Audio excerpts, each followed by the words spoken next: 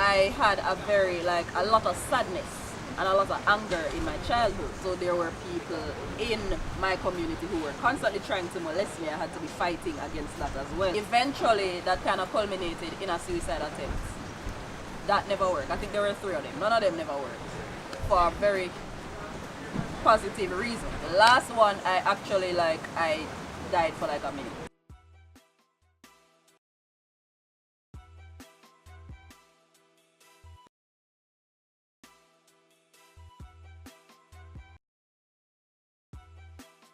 I went to the Carteret College for high school, and then I went to the Glenmuir High School for sixth form, which is where I met Peter Ann.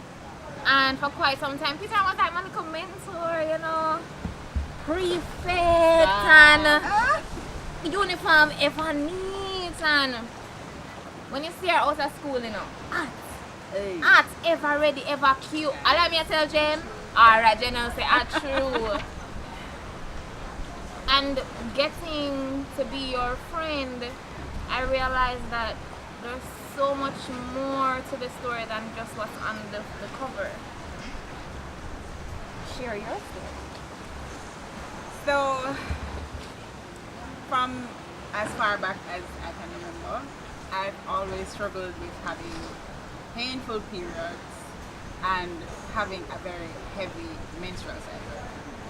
And I just took it for granted that it's normal. I'm from a family that is primarily female, and among time everybody have cramps, them bend up, them take 2 pills. She said bend up. You buy your sanitary napkins, you buy your tampons, and you just tough it out for the 5 days or 7 days or whatever. So I just thought what I was experiencing was normal.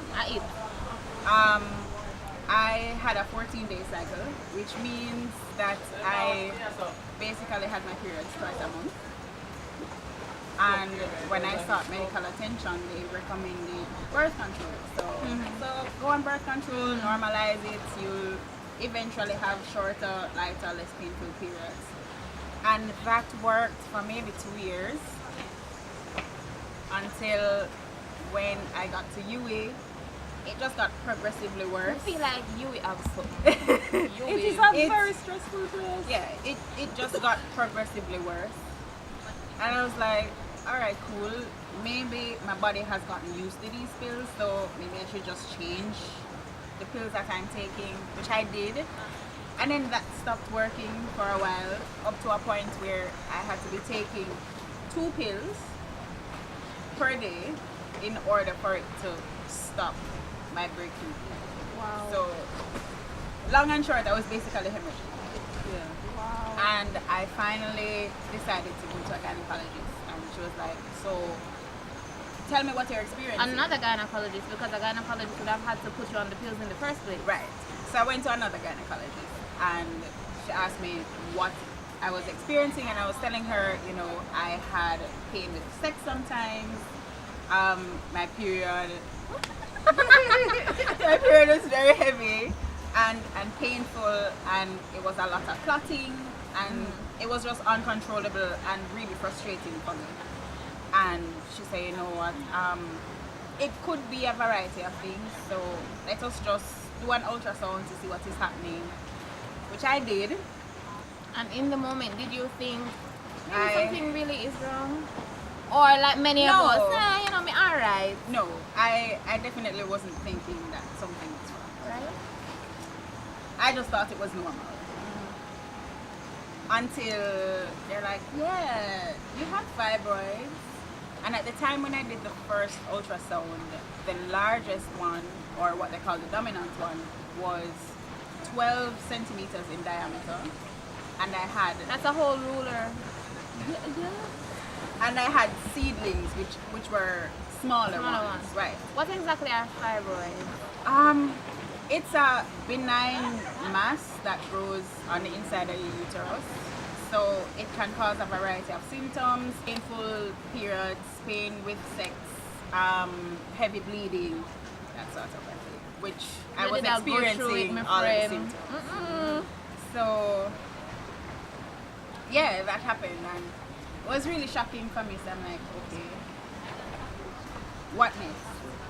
So when I went back to the doctor, she's like, well, there are options. If you want to have kids, we can have a procedure called a myomectomy, which is a procedure that I did to just go in and remove the masses that were there. Or I could have had a hysterectomy where they would take out the uterus and the mass and everything, basically. No thanks. You see this face? It's up to reproduce. So, at the time when I found out that I had fibroids, it was a phase in my life where I was fresh out of university. I had just started my first job, you know, getting into the groove of everything. I had applied to do my master's, you know, starting a relationship. So it was a period where a lot of things were happening and it became emotionally overwhelming. Right. So, Okay. Rain is falling. Sorry. That's So, rain. It's rain. at that point, I knew that I had to make certain decisions. Well, I applied for school already. I'm not going to defer it to start at another time. Push through. I just feel like these things happen for a reason. I'm like, okay, this is a real test of faith and a real test of strength. So I started my master's, and it's a 5-semester program. So when I started, I would basically have no holidays or no breaks to do the surgery and recoup to start back. So it's a 2-year program, so I had to wait 2 years, endure the symptoms for 2 more years before I could have the procedure done. You're good, oh, you're good, 6 sir. months ago. Yeah. How you manage that? What was your... It was rough, So, like, was your doctor okay and with that is a gross understatement. I mean, it was a decision that I had to make. Wow. So I endured it for a while, and then, you know, the stress of working full time and doing a master's and trying to maintain a relationship with people who don't necessarily understand what it is that you're going through. Yes, I would like to sleep with you, but really and truly I can't. Oh gosh. And it got to the point where he felt that, you know, I was going elsewhere, I was cheating on him, and it just never worked out. Whoever you be. So I kind of just, I quit while I was ahead, and I'm like, okay, so the support that I needed didn't come from a partner. It really and truly came from my family, my mother, my sisters. So it was a phase. I lost my grandma during that period. It was a lot. I moved from my family home into a home by myself. And just like you, her grandmother was a big part of her life. So it was a lot. It was a lot going on. And I just had to swallow it because I can't fail at my job. It's a big goal. My school fee is $11,000, so I can't waste the money there. I can't afford to fail any courses. So I just had to make a decision that I have to do this for me, and at the end of it, then I would at least have some sort of relief. So, long story short, I had the procedure last year, August, on the 14th of August. So I had the procedure on the 14th of August, and I've just been trying to cope emotionally with, you know, the change. People say, oh, it's just a surgery and whatever, but really I've lost many friends. I've lost persons who really don't understand that struggle I was going through. And if you know me well, I have really nice skin, guys. So a big part of doing the surgery was adjusting to my new body. So now I have a cut, like a cesarean. Yeah. And it's there, and I wake up and I see it every day, and Oh my god. it would swell up, and I'm like, oh my god. And in the healing process it got infected, and I'm like, God, what are you trying to show me? because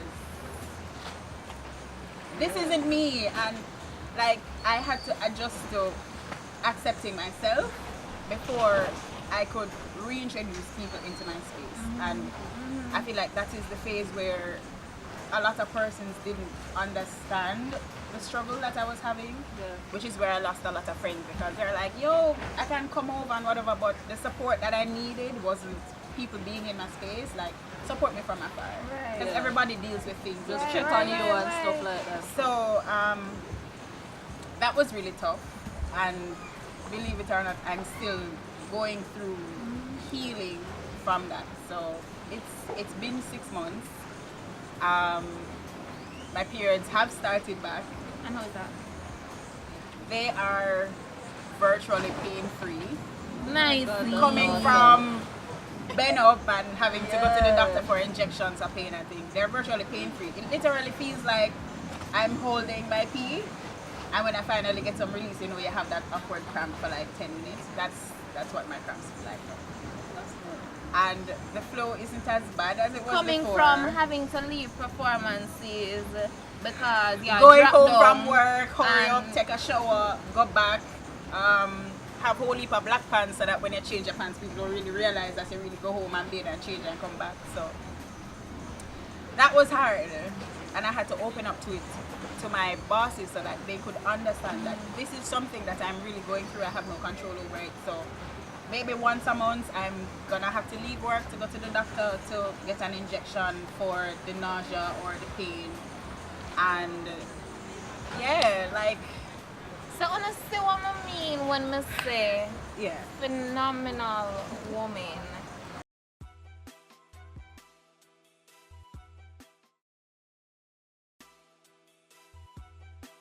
Let me tell you one secret, and if you don't tell nobody.